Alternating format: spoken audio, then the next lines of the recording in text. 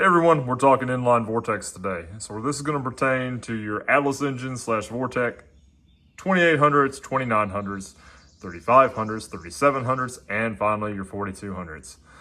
So this product is from Atlas Industry.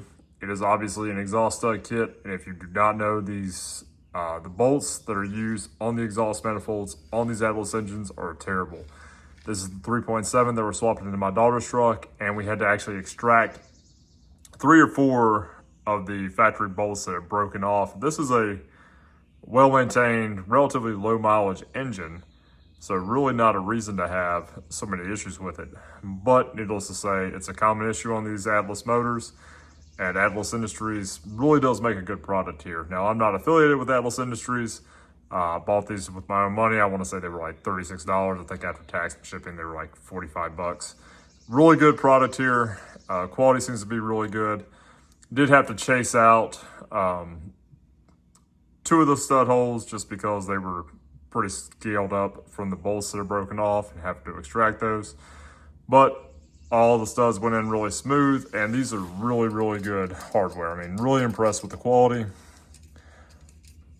Goes all nice and smooth, and yeah, overall, a very good product from what I can tell.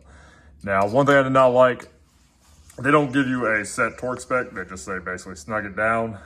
I did a little bit more than that. I put a dab of Loctite on them, and I torqued them right to about 90, 95 inch-pounds.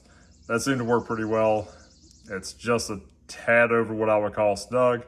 Didn't have any problems even out the 2 holes that had to be chased out there to clean up the threads.